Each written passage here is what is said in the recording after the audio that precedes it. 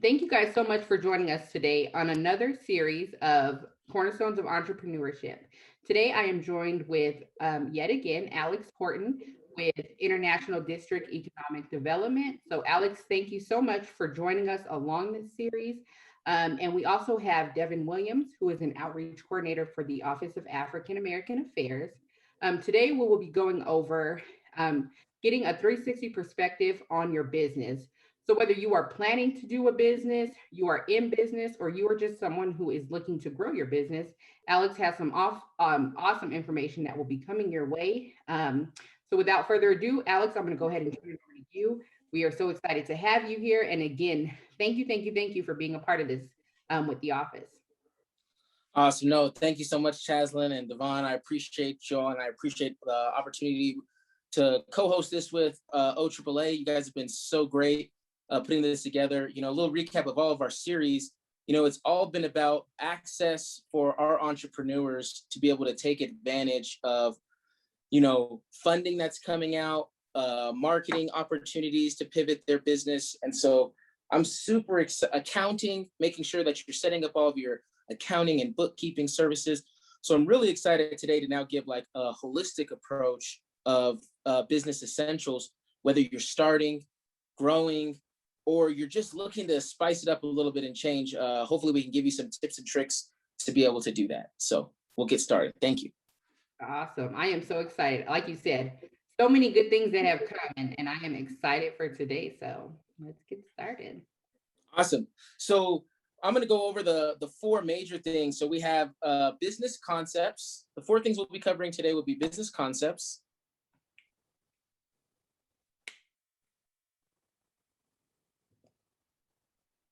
organization, customer relations, and operations.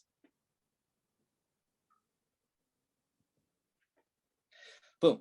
So these four areas, this is all the makeups of a business, right? And as you might look at this, you're like, there's things that you see on this that you probably do really, really well. And then there's probably areas that you're needing some support in, or you're not really understanding too much. But it's all about, building lasting customer relations, maintaining profitability, establishing, sorry guys, my thing got cut off. What is that bottom piece? Establishing a strong organization. There it is. Okay, sorry, we're on the bottom on my side. Let me just change that really fast. I'm sorry. Goodness gracious, look at that. No, you're good. We started it off. Okay, let me just move the gallery. And I can always edit all this out and stuff. And so it's all right if we have like lulls and everything. We don't need to think about it. Perfect.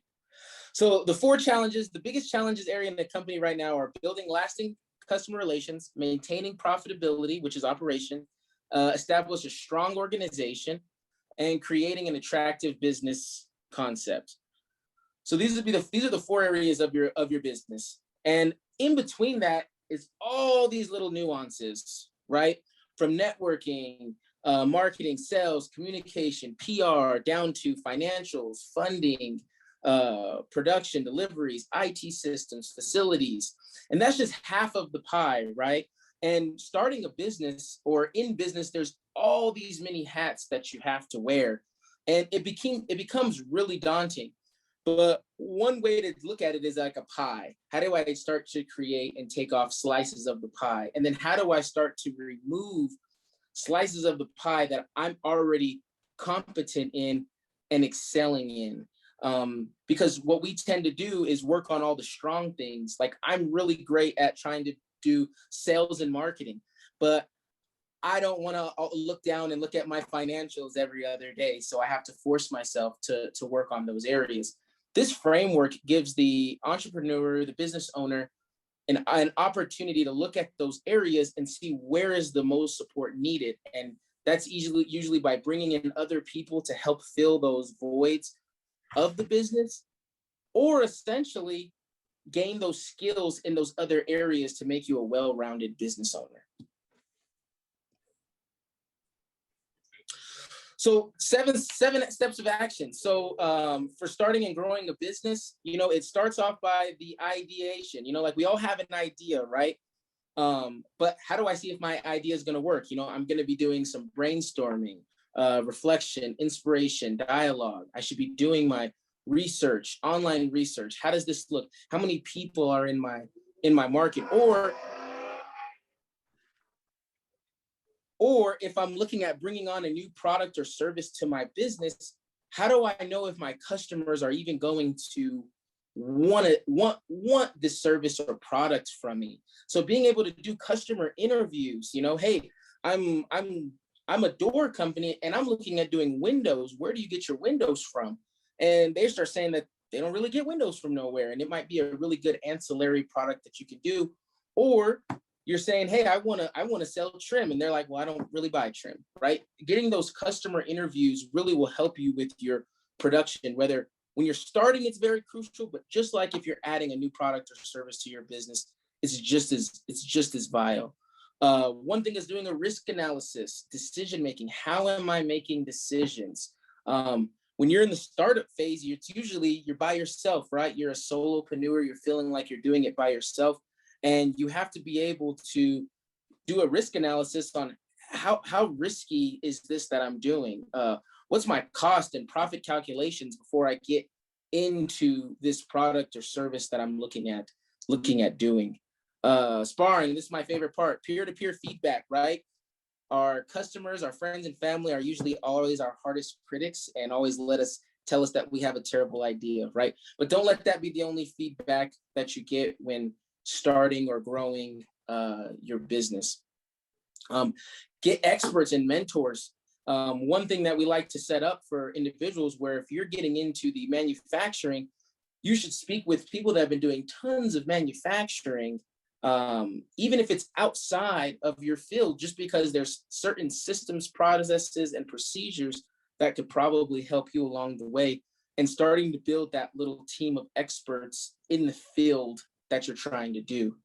Then we get down to the testing, prototyping, pilot the project. I mean, before you go out and spend so much money on an idea or on something you think will work, pilot it, lean startup method. And that should go through everything, whether I'm starting a business, I'm in business, or I'm growing my business.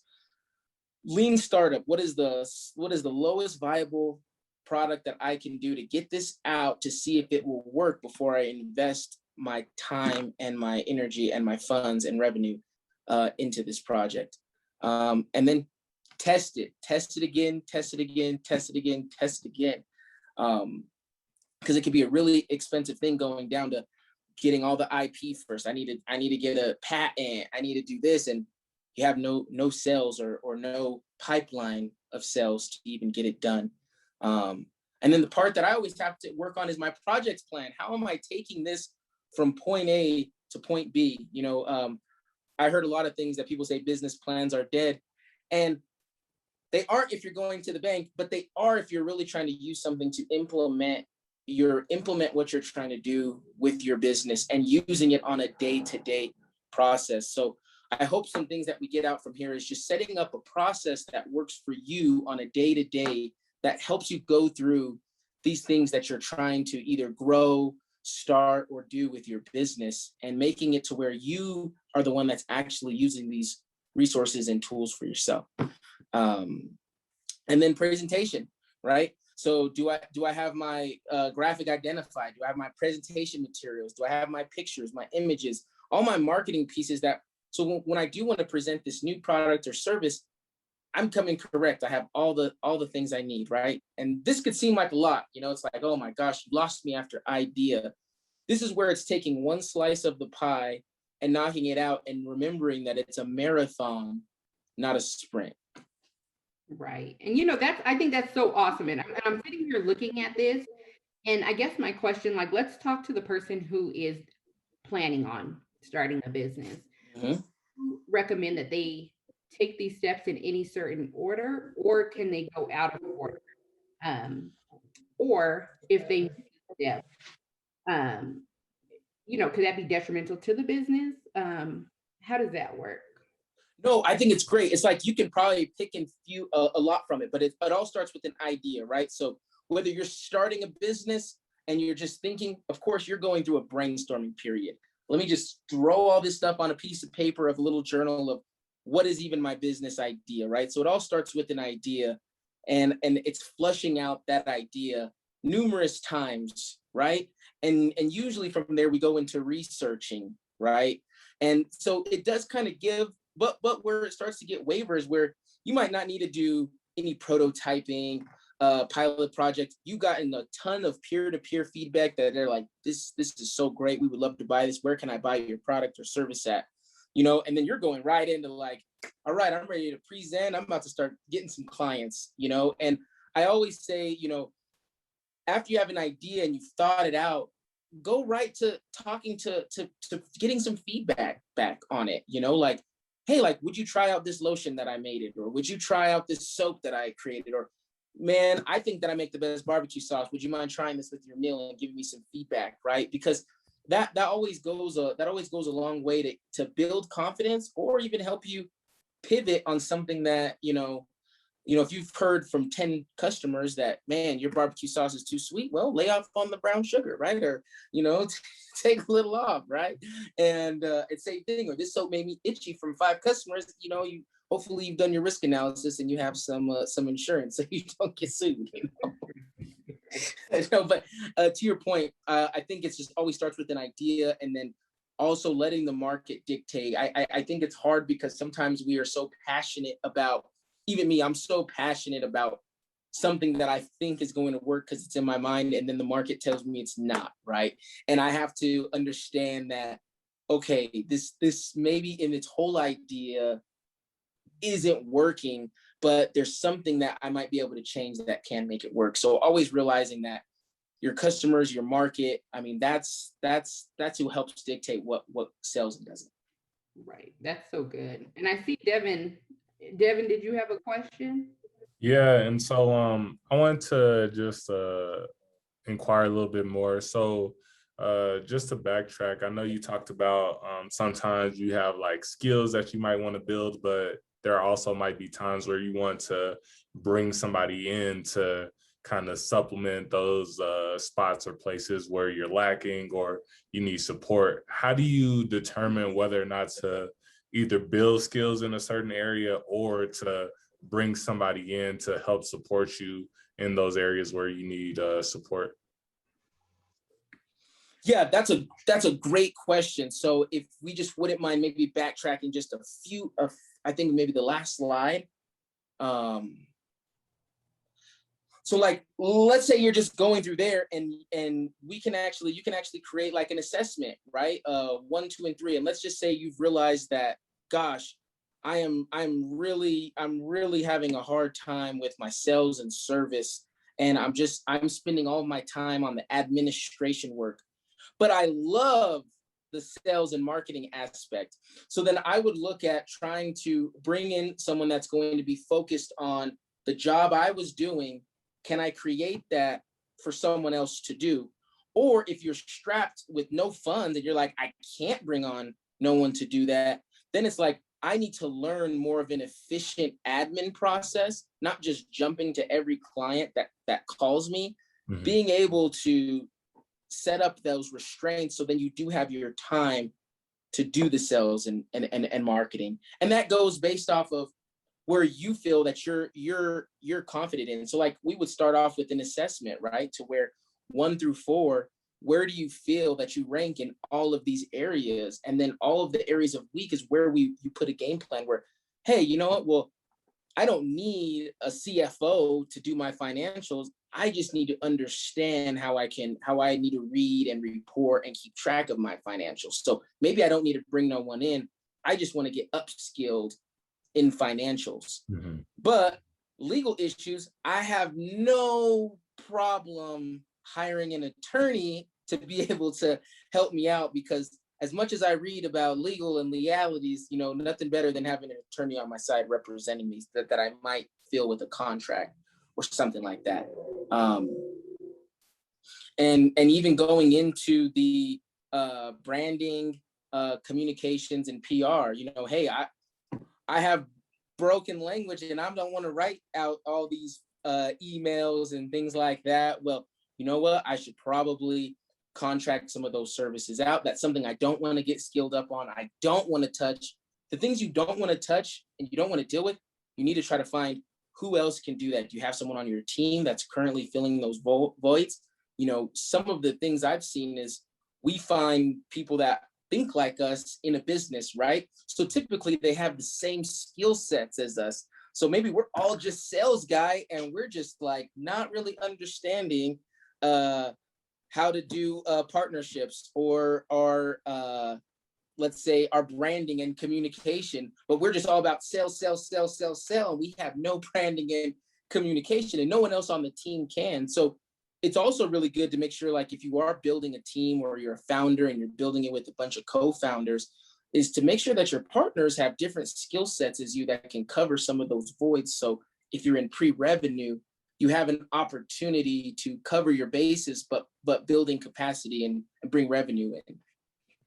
Okay, yeah, no, that definitely makes sense. And I'm sure there's a lot of people who, like you said, have like specific skill sets and things that they're comfortable in, but again, they don't understand like exactly when to go towards building this specific skill because they're kind of familiar versus they're struggling a lot with another skill or another component of the business and just need to bring someone in. So thank you.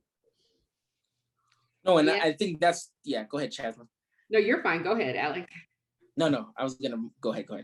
Well, I just wanted to make sure too, as I'm looking at this, if the community has questions, this is something that International District Economics does offer, correct? Yes, and we do offer these assessments. We do offer these tools and resources for you to be able to have and use and implement in your business. We'd be more than happy to set up one-on-one consultation after this to go over this. Right, because I think that this is so helpful, you know, as a new business owner coming in and, you know, like you said, maybe you're putting all of your energy into one area, but there's so many things that go into running a business. So I think that coming in and doing an assessment like this can be so beneficial to somebody to actually see, you know, the areas that they are strong and then the areas that they may need to look at hiring somebody to do. So I just want to make sure that the community does know that this is a service that they can contact you guys and that is available to them. And the whole goal is to hopefully make our CEOs, presidents, our founders, our directors well-rounded business owners, right? Because like, again, you're going to wear multiple hats. You know, it looks like a lot on the screen, but ultimately you will be making all of these decisions for all of this when you're starting or even running your business. You know, it's hard to let go and set up things in place to where things can run without me having to be there after I've got it to a certain point. You know, it also gets hard when you're a founder in a startup and you grow it and it's growing. And you're like, well, now I got to start hiring people. But you're like, but I really like that. But I really like this. But I'm good at this. And now you don't have nothing to pass off. And it's solely reliant on you. So, you know, when you're looking at exit strategies, they want to make sure that you built a business and a process that can operate without you in it. And this hopefully helps do that to where it's like, I can get the pieces in place that will help me out to where if I ever wanted to exit, it's packaged up nice and neatly and I can go and I'm a well-rounded business owner. I can go do this again because although you might be in food business, you might be in manufacturing, you might be in retail service, all of these apply to every business. No, and that is so good. I think that making that point of, you know, when somebody is coming in from the beginning, knowing that you want to build something at the very beginning that can be sustainable without you there. So I think such a good point. Start with the end in mind. Chaslin, you must have seen my slides. Now you see exactly where we're going, right? Start with the end in mind, right? Like this is a pure company life cycle right here. You're in pre-startup mode. A lot of us are still in the startup mode. It's funny because when everyone says, oh, startup, that means you're a lot of us are still in pre-startup, right? Like, let's get our articles of organization set up. Let's actually form the company. Let's actually get an accounting software. Let's set up a business bank account, right? That's all this pre-startup that sometimes can take people 1 to a year to get everything in place, right?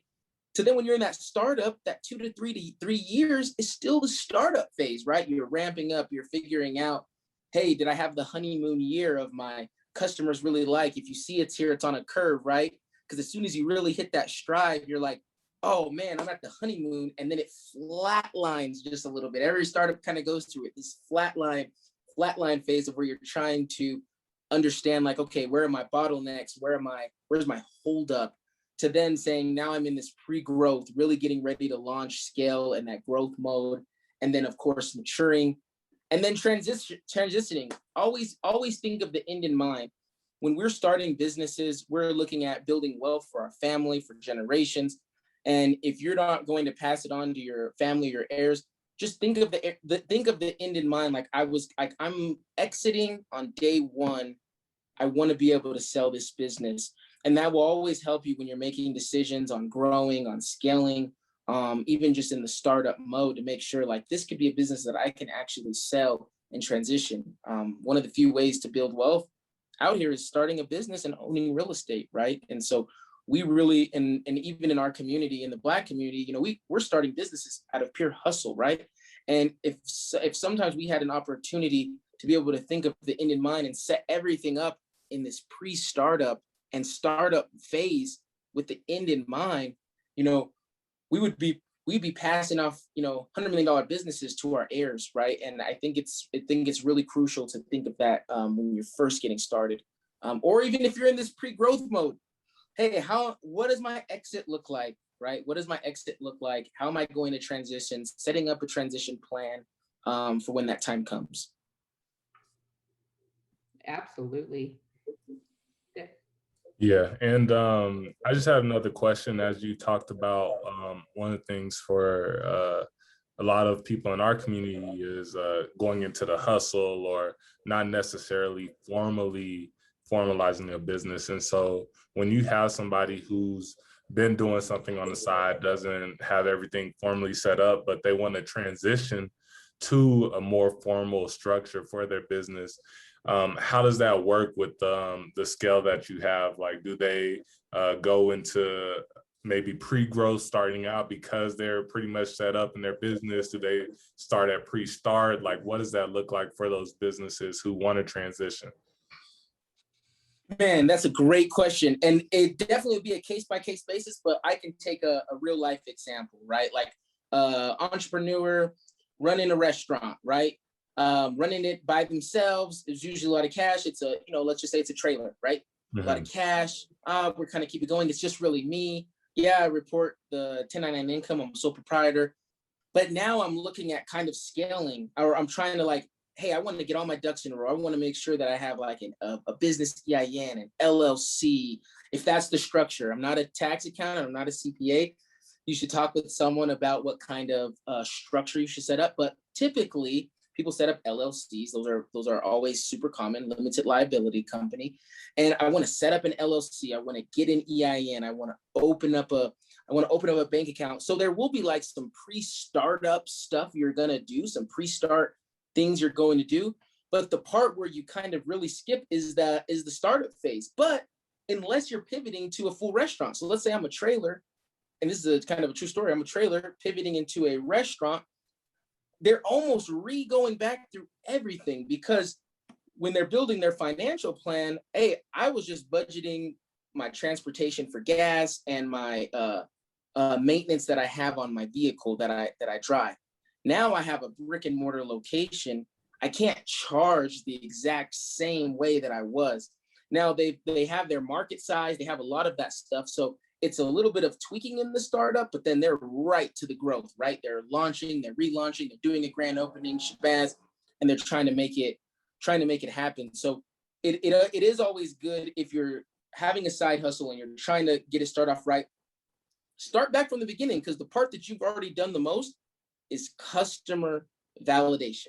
Your customers love you. They want to buy from you. They like your products. They like your services. Now you just want to go back, take a step back, set up the structure, and then get going. Right. That is great information. Yeah, thank you for that. And now you're probably thinking, where do I start? I'm like, okay, I have a headache now. I just seen like all these things. I'm having a panic attack, right? That's usually what everyone says at first. I'm having a panic attack. But really ways to put all this down is taking it step by step, phase by phase, and structuring a real 30, 60, 90-day plan that you can actually accomplish, right? I look at little wins. When you're starting a business or you're in the grind of transitioning a new product or service, you're in grind mode. It's hard. It's like I'm doing all this work and I'm not feeling like I'm moving the mountain forward at all. But you are, and you have to document and count those little wins. If anything, it's for yourself, and you know that you're staying on task. So this is a 30, 60, 90-day plan. We like to break out quarters of things you're going to get done. Like if I'm a startup business, my focus area would be organization. My decision is I'm setting up some type of legal structure. Boom. I get that thing checked off, right? I check it off. I'm going to get this done within 30 days. Great. Within the 30 days, I'm going to get my LLC done. I'm going to get my EIN done. I'm going to get my CRS done. And then I'm going to open up my business bank account, right? Normally, we look at that thing like, okay, those are just tasks, things to do. But when you check those off and you get them done, you're accomplishing something. You have to look at everything as a milestone, because there's so many people that don't even get to that point to set up an LLC, to set up an EIN, to set up a CRS, and then get an actual business bank account. As we talked with Stella from the last series, how vital it is to separate personal and business expenses. And so just doing those steps is a milestone. It's achievement. You should be happy. Pat yourself on the back and now keep going. You got to continue to kick butt. And going through each of those, mapping out what your first 90 days does. Great. I want to create my financial statements. I want to know how my financials are going to look with my products and services, and what are my margins on those, right? And it's all focused on you. And that's how you should always remember. It's not like what your friend told you, your mom told you how you should do your business. It's like, these are the areas that I need to focus on for my business. That's going to make me a better business owner. And it's going to get things knocked down that I need to get done to my ultimate goal, selling or getting rid of my business when it's at a period of time. This is a little short close-up of how the focus areas look. Again, it's a decision, it's an action. Everything that's made upon all this are decision and actions. Every day we must do. When you're a business owner, every day I'm making a decision and every day I'm making an action. So again, using this template format to show, like, my decision is to set up as a legal structure. My action is, boom, I talked to the CPA and I set up an LLC and I checked it off, right? And not only as this is, if you don't have an accountability partner, and if you do have an accountability partner, even better, you get to share this with each other. But if you don't have an accountability partner, use this as your accountability partner. A lot of us are solopreneurs. We're getting it started by ourselves, but we also need someone to hold us accountable to get the things done, because no one else is looking at it but us. So trying to use these things as motivation to keep things going on track, to keep pushing and moving the ball forward. And don't feel like you're doing this alone, because there's organizations like us, like West, like the South Valley, other organizations that help the pre-startups, SCORE, SBDC. There's tons of organizations that are out there to help in this pre-startup phase. So don't feel like you're doing it alone, or don't feel like I can't go to these places because I don't even know. That's the best part, because guess what? There's so many people that know about business that never opened up a business. How crazy is that? They go through and get MBAs, BAs, they get everything, right? And then they don't open up a business, right? Because you're the risk taker. You're taking the risk. You're being an entrepreneur. You're diving out there. You're getting it. Now it's like, now I just want to learn to make sure I do this right, And so these organizations exist to help you in those phases. Yes, and I think that that's so good. I was listening to somebody talk the other day, and he was kind of saying, to your point, there are so many people who are less qualified than people who are out there who have these ideas and have these talents and skills, who just won't go for it. And there are people who are doing and making the money who they don't have near as much talent as some of the people out there. And so I think that, that's a good point to make. And then too, with the accountability or having an accountability partner, kind of going back to how when you opened up this document, saying that, as a entrepreneur, you need that kind of like marks to say that I am making growth, even though I can't see it.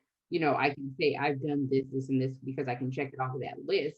And I think that sometimes having that accountability partner or somebody who can relate to what you're going to is so important to keep pushing, because I think it's a journey that can be lonely. And there's so many things.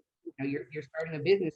I've never done that before, and so having somebody that can push you when you feel like stopping and who can relate to where you are is so important. 100% relatability, and that's really one of the biggest things. Like, we're doing a small cohort with a bunch of Black-owned businesses, right? And it's just like, if you talk and communicate with more business, you might think like, oh, I'm doing a restaurant, they're doing restaurants, we're competitors, and it's not, right? Like, hey, I'm doing this, I'm doing that, and it's like, oh, but we're operating it different, but we could both help each other and benefit from each other, because, man, I'm over there working over there, and you're over here working over here, and yeah, it'd be nice to be able to collaborate and work together. And I do see that, hopefully you don't feel like you're doing this alone. There's tons of Black entrepreneurs that are actually out there to help our African-American community in startups, in questions, in helping go forward, right? Because if there is some entrepreneurs that have made it through, they want to be able to share those successes and share those processes. Not that it's going to be the exact same, because everyone's process and walk is so different, but you can take some stumbling, some pain points, and be able to apply it to your journey.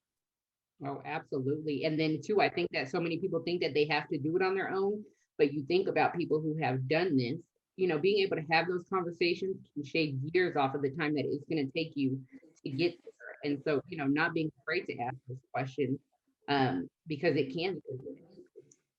That's it. And kind of the last thing is, one thing is make decisions. I mean, out of everything you have to do, you got to make the decisions. Like, well, what do you think about? No, you're in the seat, you're the entrepreneur, make the decisions, go with the decisions, and keep moving it forward and keep driving your business forward. And we'll kind of close it out and wrap it up like that. But again, make the decisions, drive your business, and ask for help, because there's, again, tons of organizations out there that want to help support. A lot of free services just to help support, to make sure if you had any questions, you can reach out, quick conversations, quick meeting, and continue to help grow your business. Awesome. And so to wrap it all up, Alex, I'm going to ask you a hard question. And so you tell me, you are a business owner. Can you speak to somebody who is in business, who wants to start a business, who's growing a business? Can you kind of speak to that person about that fear that you were talking about? Because I think that the one thing about making decisions, it's a fear thing that holds them back. Can you speak from a personal point of view, maybe encouraging the community on how you got past that, or maybe you never even got past it, but making those hard decisions and then looking now in the rear of how you are happy that you made the decisions that you made? Absolutely, 100%. It's super scary. Never think that it's not scary. Every entrepreneur is scared, because it's, even when you made it, it gives this sense of like, I gotta keep going. If you're not scared starting a business, you don't have enough on the line, right? You're not really stepping out. You're like maybe dabbling in it. But when you really jump in, it is scary, right? There is a fear. It still stays there. I mean, I wake up thinking like, I didn't respond to Chaslin on this event. Shoot. I mean, it's little things, right? Because there's so many things to get done in a day, and you have to do that to keep yourself going. But then there does come a stage where you're like, it's actually working. Yeah, I'm still nervous. I'm still grinding every day, but it's working, and I'm doing okay, and I'm able to get things done, and I'm growing. And that's the part that really keeps that motivation going, where, oh, this is hard. Oh, I don't want to take this call at 7. I don't want to send this email at 10, but then you're just thinking like, the reward of what I'm doing, you're going to work so much harder for yourself that you will have a fear in your mind of not wanting to, first of all, fail. Second of all, you're like, I don't want to have to try to go back to a job. I don't want to do that. And I just want to keep going. So you're going to have all these emotions and things, or you just got to keep pushing, but have a sense of calming those fears down, because again, your customers will be able to feel it if you're in there just scattered and frazzed, you know, calm, cool, and collected, but in the inside, no, hey, we're out here doing it, and you can do it. And again, there's tons of organizations before you even fully make that jump to see how are you setting it up. You know, I look at it, the best thing is working with entrepreneurs that are going to go sign a lease with $1,000 in their bank account. And I love to sit down with them first to like, let's go over it and see if you can make $4,000, $5,000, $6,000 before we even think of hopping in and signing a lease that you're on the hook for $36,000, $50,000, right? And I just think it's like, hey, how do we make it a little less nervous, right? Going in and starting a business and going in, but again, make your decision, jump into it, own it, you can do it, and just be motivated.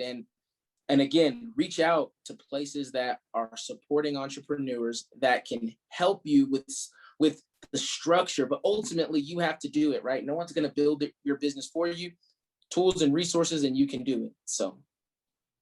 Awesome. Well, thank you so much, Alex. As always, we want to thank you so much for partnering with us. You know, the information and the knowledge that you give us and give to the community is, you know, very vital.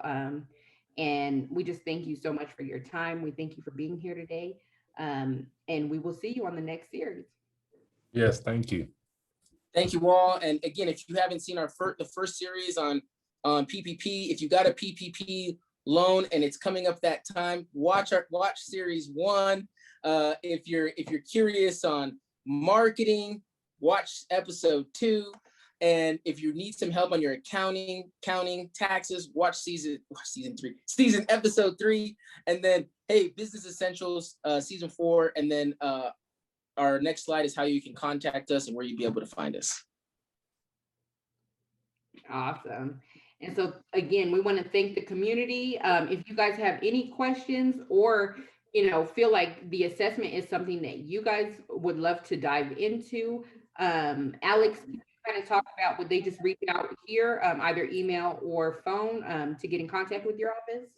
Yes, absolutely. I do not share this all the time. That's my cell phone. So please feel free to reach out, probably leave a message or a text, but then also feel free to shoot me an email and we'd get back to you to continue the conversation. If there was anything on this topic that you wanted to dive in a little deeper, working with the Office of African American Affairs, that we made these services free. So please feel free to reach out and we can have a conversation. I'm like, wow, Alex, direct access right to you. So community, reach out. If you guys have questions, you want to take that, the survey to see where you stand, definitely reach out. We want to thank everybody for joining us. If you guys have any questions, you guys know we're here, but we want to thank you guys for attending this series and we look forward to seeing you guys next time.